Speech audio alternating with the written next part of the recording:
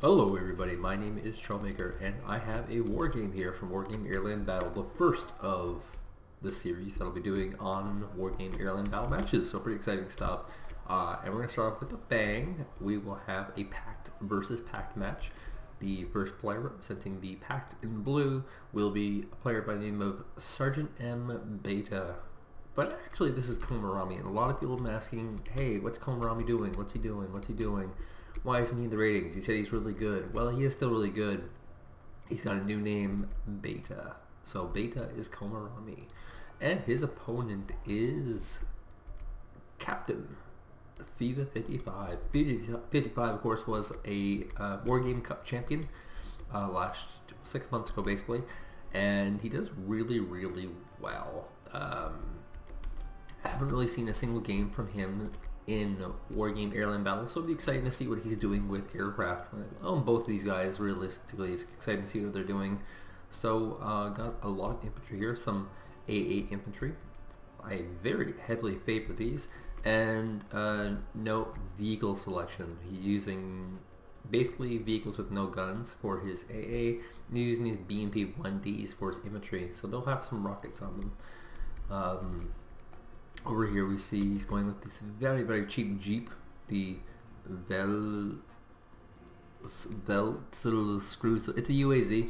It's a UAZ from a very different country, and really loving on these AA infantry, definitely. He's got a recon infantry in the star here, which also has no guns, and T55, and anything else interesting? Oh, here's a Eurogun. That's interesting. That's of course an artillery. And he's got two Bukmis to match all of his AA needs. And we see already flying ahead is Mr. Fiva55 with a bomber. Will this be a mistake? Oh god! 50 points lost on that initial bomber, and the first blood goes to Mr. Komaromi Beta. Now we do have some recon helicopters flying forward here for Fiva55, but he knows he has to be very careful. People going for a lot of infantry. Remember, this is a mirror match. He's chosen the BTR-60 Pi without the rockets, and here comes another aircraft, and I just don't know why he did that. Threw it right into more AA. Very dangerous man is Fiva55, however. Looks like both players are going to go for some sort of spreaded strategy. And immediately we see Komaromi going to load up some of these tanks and really abuse the range on these infantry here.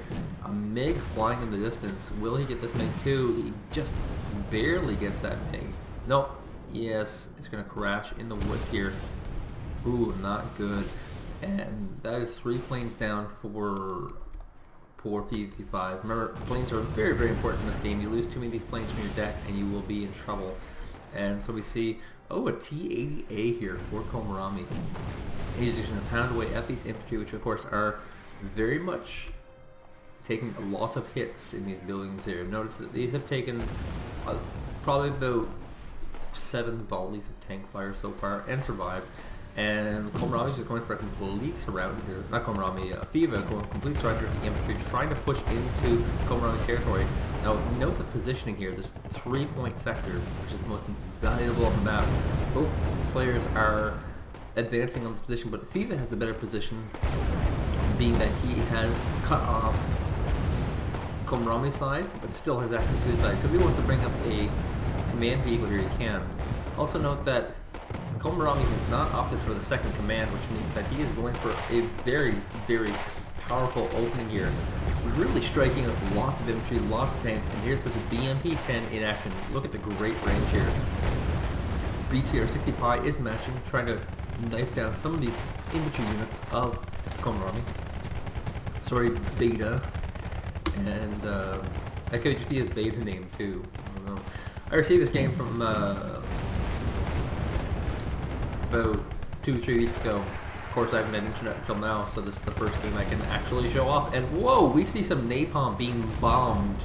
Napalm being bombed by Beta. He's trying to clear this building area of infantry, trying to push them back a little bit. This is called zone control. Note the positioning of this napalm. It's on a flank, which clearly does not have a lot of AA, and he's using it to push back these infantry and cut them apart. So now if he wanted to, he could pick off this BTR-60 Pi with relative ease, and he's actually cleaned up the infantry in this front as well. Oh, a T-64 BV being pushed out. Now, T-64 BV has the superior range to everything except for this T-80A, so it will do pretty good in these little skirmish wars. But whoa, boot me killed off by the Uragan, and oh, we see some albatrosses coming in. Here comes some albatross damage. What will they be hitting? Of course, these guys, I think they have smoke bombs, which do a little bit of obscuring. Nope, just normal bombs, my bad. And look at the quick pull away from Fiva. Like, he just knew it was coming and he's pulled away right away. Now, vision, of course, is very important in this game, so we'll check out the vision camera. You'll note that Fiva pretty much doesn't know much. He knows with the stars, he knows with the rolls, and these are all vehicles that are worth very little, 1 point each. Whereas Komaromi, Beta, knows about a bunch of BTR-60 Pis, once again, not too valuable vehicles, so it's still kind of up in the air. The important units here, well, it's actually all the vehicles up front, oops, the important ones, of course, are these infantries. And we can see here that Fiva has, in fact, taken a second expansion here, the 1 point Juliet, Bravo, and Delta for Komaromi, who's taken this Delta base. What he really wants is this, of course, 3 point base up here, the Foxtrot. But he does not quite have access to it. It looks like Fiva's going to try and do something sneaky here with these, see, I can do this. Transport vehicles, APCs, that's called, armored personnel carriers. Trying to do something with these armored personnel carriers, throwing them in the woods here, but of course, Komaromi did spot them, so this shouldn't do too much. And over here we see a drop-off of more motorcycles.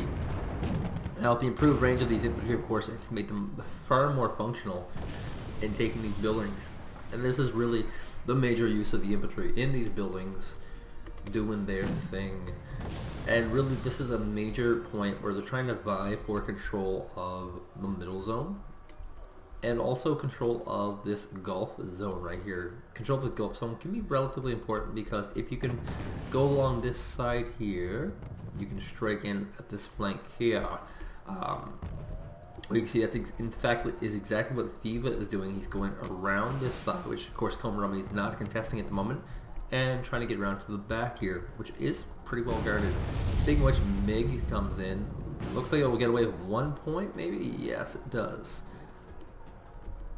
Just 1 health point there, and Komaromi currently with a pretty massive lead, 400 point lead, but don't let that shock and awe you. Fiva has had an income advantage for quite some time, so he'll be pumping out some higher quality, more powerful units very soon, and he will also be able to pick off anything that's within his vision with the T-64 BV. Now, why does Komaromi have such a huge advantage in vision? It's because of this infantry recon right here, the Zwadowski, that's a good name, Zwadowski, and it's giving him very excellent vision. We get the I key, look at the, and you'll also note under the optics tab, you know, as good optics, very good. So yes, very important. What is going on here? Moving back some BTR-60 Pi. And in fact, Komaromi knowing the vision being important in this matchup, throwing another recon forward. And one thing to note is that really Fiva has no recon, and Fiva didn't use a lot of recon in Wargame European Escalation either. Just because, like a lot of people, it was kind of just a useless unit. So we're seeing that this Charlie position is being contested by artillery, and that is a brutal encounter, specifically for Fiva. Now, this Zwadowski has in fact spotted this Motostroki. I don't know why he has the guns on, but I guess it can't be too bad. I'm pretty sure that Fiva can't see this at all. Actually, he does. Oh, that's not Fiva. There we go. Fiva can. Yeah, he can't see that at all, so it's not a big deal. This Motostroki might get cleared out. It's hard to say. Actually, it's not hard to say because there's now 18 Motostroki versus 6 with BTR-60 Pi support. It should definitely get cleared out. And there is a reserve shoots in here, which is just a reserve unit, and it's kind of crappy unit. Motostroki is one of the best infantry in the game, period. So this should die. Unless some artillery fire comes in. And is he winding up? Theater gone. No, he's not. It is in fact completely empty. So that is something you'll have to consider. Oh my god, here comes another two jet fighters, and we have Napalm and Napalm again. Oh my god. Komaromi, of course, loving on this Napalm strategy. It'll be the second time he used it this matchup, which of course is quite good considering all things. And we're now looking at a pretty potent macro style game in which an advantage will go to Komaromi, who has now taken over the Foxtrot base and placed one more of these UAZs in here. These of course are 100-point command jeeps that have no armor and can die very easily, and he knows it. He absolutely knows how risky this is. Of course, replacing them is not too bad. At this 3-point base, it would take about a minute of activity to replace a command vehicle like that. And Conquer is firing the distance. What are they firing on? Looks like they're trying to get this Star Zawodowskis. As absolutely Komaromi is moving into the late game here. Lost the Star vehicle, but walking up the Zawodowski. Now there is absolutely nothing here that can pick him off. So that is very good. And he's just now maneuvering these Zawodowskis in all directions. Note he's now covering this flank. Something he was not doing before. And I'm not sure if he's going to use this, because this is an interesting flank you can take around the enemy. And both players rallying in lots of infantry. Looks like we see a Bukmi coming out. And note about these players, neither is really oversaturating with anti-air. They're basically just using what they have on the ground. Bukmis have basically not had any activity yet because Fiva has not been using a lot of air units. And whoa, look at this. Look at this. It's a KHS MI8TYK. That's a good name. And it's, well, I believe, it rockets, and it's had activity, so obviously I missed that. Note how it's on the ground. This is very specific, very purposeful, and so that AA can't hit it, and so that any kind of anti-air supremacy fighters cannot hit it as well. Very purposeful. And so we have another Vi for the middle location here. Now a T-80A supporting, so this should clear these Motos Tsudaukis. But there is a PTR Conquerors here, and whoa, we are seeing more jet fighters here from Komaromi. Neither of them have been struck down, and we're seeing a lot of napalm on the ground.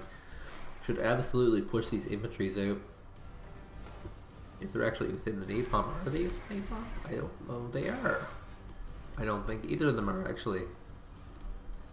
This one should be. And in fact, he is. Just going down very, very slowly. Napalm will add the extra DPS on this side, not on this side, to help deal with this situation. A Zawodowski might go down. That would be a bad loss for Komaromi, of course, and he's moving in more of these reserve Schutzens, which I'm assuming are just very, very cheap. And in fact, 5 points each compared to the Motostodoki is 10 points each. So this is you can mass a lot of these. In fact, he's got 70 reserve Schutzens on the way, so that's a dangerous number. He's lost his eyes though, which is dangerous. Ooh, big hit on the air vehicle here, crashes down in the middle of the army of Komaromi, and Komaromi now with double the points. Now we note that there's also a Malka out here for Fiva, which means that he will be able to win the artillery war. A few hits being taken by the 4 vehicles here, and with the artillery war, it's usually a war of infantry. If there's an infantry, you want to have good artillery to clear out infantry. Artillery doesn't do seemingly so well against infantry in towns, but they do against infantry in forests and vehicles in forests in general. So we're gonna tally ahead a bit. Let's see what's going on. It looks like these Motos jockeys are just champing ahead against so many of these reserve Schutzens, as they don't seem to be hitting anything. The Motos jockeys seem to be hitting stuff. It's hard to really spot in this version where exactly the infantry are. They actually physically stay inside buildings and fire in all directions. But Komaromi is slowly pushing up. Note that he has completely secured this flank here and has taken over this base, and so he will be rallying it from a much closer rally point, the 3-point base compared to the 1-point base, and he will be able to take the front faster, much faster than Fiva55. So he's going to rally in a nice bit of units, some Afghanskis, some reserve shootings, and more of these BMP 1Ps loaded with Moto Shiriki, I assume. And Komaromi's just completely cleaning up the middle. There's only a few pockets of resistance left. Oh, he lost a jet fighter to a Przygla station in this town here. By the way, sorry if there's not a lot of close-ups in this. There's not really a lot to get close-ups on because most of the things are in fact in buildings. But look, we can see some infantry running through a wheat field right here. How exciting. I can't remember what graphics I have my game on. I think it's under max for performance reasons. And I believe I kept on zany things like bullets. And then a lot of people are turning off just to see where things are firing at. Because as you can see, like, these 26 infantry are all fitting into this one, like, Benson station. I don't know what that is. I assume it's a gas station owned by the Benson people. And I assume this is like some popular brand name in some country. But it's just your standard gas station. Always has like transport trucks there, of course, the gas station. But it only has like 2 gas pumps. And they're really weird. Oh good. What am I missing? I hear gunfire. Well, I missed it. Back to the gas station. Yeah, it's... I mean... It has 3 different gas pumps here, you can see. But they're color-coded. Is this a European thing that I'm not aware of? Color-coded gas? Red, green, and black. Black being the bad one for the environment. Diesel. Diesel, of course, proven to cause cancer. And, whoa, we have T-55s coming in here, and we have some smoke. Interesting. So smoke is used to obscure vision. It's got a very interesting and useful practical purpose because you can use it on your own units, or you can use it on your enemy units. In this is the case. This basically created a wall between here, all these directions. So these T-55s are short-term not going to be very useful in picking up these infantry. And in fact, we're going to see a general cleanup of this total area here, as Komaromi is secure in his base with a sizable lead. Fiva really needing to pick it up, has not had much success with his air units thus far. And in fact, looks like Fiva has run into most okay to go into this Morskaya Pehota. Morskaya Pehota. Sounds like an Aboriginal word. But I'm sure it's some Eastern Bloc country just because he's playing as a Pact. But anyway, yeah, I can say with some certainty that it's going to be very hard for people to come back. And in fact, now that Komaromi's rallying from the front, it's going to make him very dangerous. Before he was rallying on a very large rally path right here. And now he's just right here. That's one pretty huge advantage that Komaromi will most definitely have. Clearing out these infantry has been quite the pain for both players, but it looks like Komaromi will finally clear out the last of them in this center location, and in fact has advanced quite far on Fiva's location. He's gone with the tactic of just slowly creeping on the enemy, slowly taking over their position, and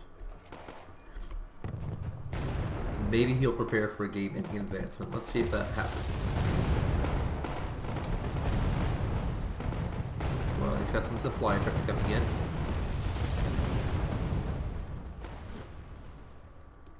Look at the dedication of Fiva's location. He has actually dropped in more of these Morskaya Pehota.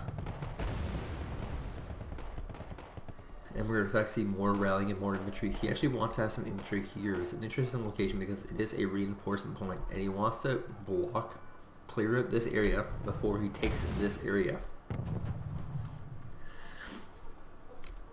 I would call it a strategic play of relative importance as he advances forward with his own T-62s and he goes for this, actually snipe off these pejotes from the distance. And this is actually a pretty neat map so far, because it has so much open area and so many towns for infantry to creep on. Clearly the central location is very, very important to both players.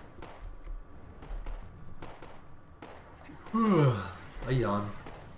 I just woke up. Got very excited. First thing I wanted to do was this. So yeah, pretty obvious this map. Very heavily infantry favored. Just look at the array of towns everywhere. Towns, and we have a village right here in the middle. So that is something else. And we have Ural creeping through the woods, wants to secure this location. Oddly dropping off a lot of reserve shootings. I think he wants to, yes, go into this random oil area. And this other one seems to be caught in the open, so a lot of units actually caught really in the open here for Komaromi, and here comes Fiva trying to take advantage of this with tanks galore, trying to pick up whatever he can before he can get into these locations, and this is absolutely what you want to do. If you can catch these guys off guard, catch them in the open, pick them off. But, ooh, my god, he's actually going to pre-flamethrower the area in which this reserve shoots is going to. And this causes a big pile of napalm, and this will cause Komaromi to either turn around or just go for it and hope that his teams can survive. And he's going for it. Absolutely, and he's losing a lot of units from this. He's now 7 units down, just walk cross fire so far. 8 units, 10 units. 20, down to 18, 13 units left.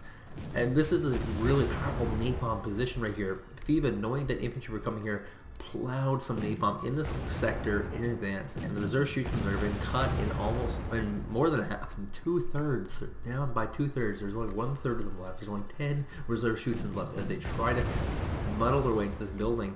And they just barely get in, but there's not a lot left of them. Now keep in mind, this is only 10 points for units that Komaromi lost there, so it's not a huge deal.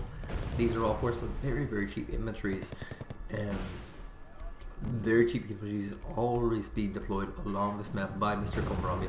Gone for these reserve shoots first just to secure this wheel area. He's got the infantry in the woods here covering this wooded area. Doesn't want to have any surprises, and now you can see a total flank has been created by Komaromi. Now in the old game, Wargame European Escalation, this flank would have existed before, but both players actually went for a very essential focused approach, try to take middle, and then they both spread outward. Fiva kind of had a little bit of spread in advance, more than Komaromi, but he also took extra bases. So he took extra bases, and he had a bigger spread, which meant that Komaromi had a way to push forward into this area with relative ease, just because of how diluted his forces were and how few in number they were. Dilution, of course, means spread apart. It's a word I might use quite frequently, depending on my personal behaviors. And looks like we have a successful push here, but it looks like this reserve shooting should go down. And so many tanks here by Fiva. And whoa, here comes the Uragan Blast. This is a necessary evil. Stuns most vehicles, takes hit points off almost all of them.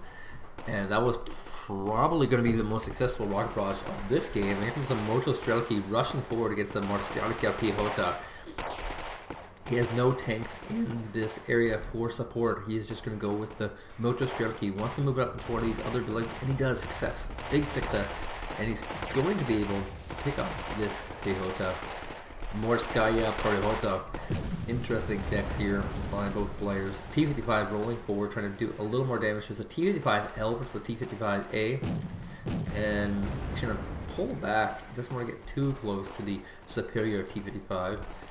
And he does have the 2 T55s here, 3 T55s here. He's just going to do what he can. And this is something Komaromi often does, and this is something he teaches other people to do. He uses tanks to just pick off units where he can in the distance, and it's how he kind of nickel and dimes his opponent into death. And we're down to 16 minutes here as both players are continuing forward. We have another little rocket late miss. And yes, with these vehicles, a lot of people favor the rockets because the rockets are in fact capable of hitting infantry units, hitting vehicles in the distance, and doing quite a bit of damage with it. Downside is that it costs quite a bit of supply. So you see a T-55 winding up, preparing possibly to take these conquerors as the reserve students are charging forward to provide vision for this attack. And note on the vision cam, it is in fact the reserve students in the vision. The tanks have been a volley on these PTR conquerors, but it's getting really hard to move. We have a two flank of reserve students coming from two locations. Of course, with infantry, the flanks actually don't matter too much. As far as I know, they do not have side armor. No, they do not, in fact. The only time flanking matters is actually on tanks, vehicles, helicopters, because of their armor types. But it looks like with one last little hit, he should be able to clear this out. It is completely out of rockets, so this Conquerors is actually completely paid off already. I don't think it did too much damage, but I'm guessing it shot up all its rockets on some vehicles here, so that's something. And reserve shooting just 1 point survives, should get picked off by Fiva's tanks, and clearing out that Conquerors was just a huge victory for Fiva, or Komaromi, who could have lost a lot. And here comes more of these jet fighters. He's been using these with quite good success at dropping napalm and dropping those bombs. And yes, this will be the napalm attack once again in these great locations, zoning locations, and trying to push him out of these towns and restrict him from getting to these towns and supporting these towns by dropping this fire on these locations. And yeah, for these tanks, it's either push forward or fall back, and looks like he's going to fall back. There is one stunned in the napalm, and it's taking very serious damage, ticking away out in the open, and ooh, 50% health left on this T-64 BB. So Komaromi really teaching us how to use these napalm bombers with great success. And there hasn't been like an oversaturation of air units in this battle either, which is kind of interesting. And you can see Komaromi is back loading on these woods full of infantry. He wants to secure this location area and kind of come in from, I'm assuming, this kind of flank. He also wants to take this base, which is very, very important because this is a forward reinforcement point. It would help him put pressure on this base and this base and this base, because of how forward it is. It means that he will be spending less fuel travel, and he'll have units available very quickly. And these constant infantry skirmishes have been something that most players can't keep up with. Komaromi's been just dropping these infantry in these towns ever so often and just trying to pick off infantry. And Fiva, despite all things, has been doing a pretty good job of reloading these infantry into towns and keeping up with it. Most people would just give up these positions like, screw it, not worth it. But Fiva, 500 points behind now. Still kind of in this game. It's up to Komaromi really to make a huge mistake though against the former Wargame Cup champion. And ooh, Bookme getting fired upon. He can't really lose that because any of these that get lost is big trouble, and he does in fact lose the Bookme. He will need to replace that pretty well immediately because that was covering a zone, an air zone against aircraft.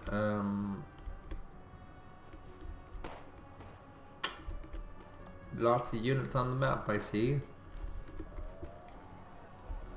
T-55L and another Malka coming in. So probably going to abandon this Uragan very soon for a more efficient Malka. And we might be seeing a point where both players go for already spamming. Or at least one player. Just because we're looking at about 10 minutes left in the game. 500 point lead. And I think Komaromi's a good player, knows that if he were to advance, he could lose. Res sitting and turtling, he'll have an advantage. Now here's some Spetsnaz VMF inside this, not the best of armored units to have up front, but it does give a vision for all these tanks of Fiva, and he loses it, but he still has vision. Knocking at the Modus Jockey. Might he advance onto this wood location, which would be pretty prime right now because of how much infantry is in there. Does he see it? Does he see it? He does not.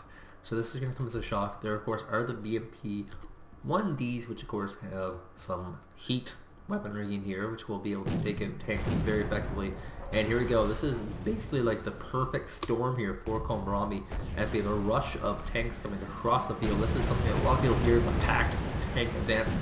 And he's pulling back, realizing he's in trouble. Note the reverse micro here from our friend Fiva55 as he's narrowly escaping this, realizing he's in trouble. Here comes a helicopter here from Komaromi doing some support here. This one has nice shots in the air. And note low flying position once again. This is something that you should get used to doing. Keep them low to the ground, make sure they don't die to those berated anti-air units. And we have 1,905 points here for Komaromi. This could be the game winner right here. He's got 3 TP5s, so that could be easily it. He only has to get 100 more points and he takes this. Ooh, he gets one of them. 75 more points. So basically Artie Fire can win this at the moment, and what will we see get rallied out? The Uragon is actually winding up, so we'll see what it hits, and double Uragon winding up, and here we go. This could be game decider moment right here, folks, as the spread is not good, and it hits lots of supply trucks. Lots of supply trucks. The Malka is actually on supply, which is a small victory, not worth the shot, but still a weird victory. Completely denied his opponent ability to arty fire. He's re-spinning these up with supplies. Where's the Malka at? That's the question. The Uragons have been quite useful. Trying to get any victory you can, realizing he's only 35 points away from a total victory. Being patient with it, however, he's got a recon helicopter coming around, spinning around to give more vision to him, and he sees a TP5, 2 TP5s in the woods. Definitely good targets for a game finisher. And here comes the Malka, just gonna pick away at whatever it can. Remember that artillery in towns is gonna be less effective because of the lackluster damage. And he might actually get this Malka with a Malka, which would be completely crazy. Why would he do that? As second round of spin-ups happen. We're 5 points away from a victory for Komaromi, so it's motion definitely that Komaromi will grab it. It could be with this one infantry attack. It's 1 infantry versus 2 infantry. The fires go off. And he misses again. This is anticlimactic, completely anticlimactic. And there we go. Well, I had a little bit of an error there at the end of that, but Komaromi did in fact win 2,000 points. The infantry was the final one. Komaromi showing a very, very good game. Fiva55 playing very well as well. I'd like to see a lot more from both of these players as we begin our weekly Wargame AirLand Battle matches. My name is Troublmaker. Subscribe if you enjoyed this video. Want to see more Wargame AirLand Battle out of me, definitely subscribe. I'll be doing tactics again very, very soon, and I'll be starting the campaign very, very soon. Thank you for joining me. My name is Troublmaker. Subscribe to the channel. See you guys next week.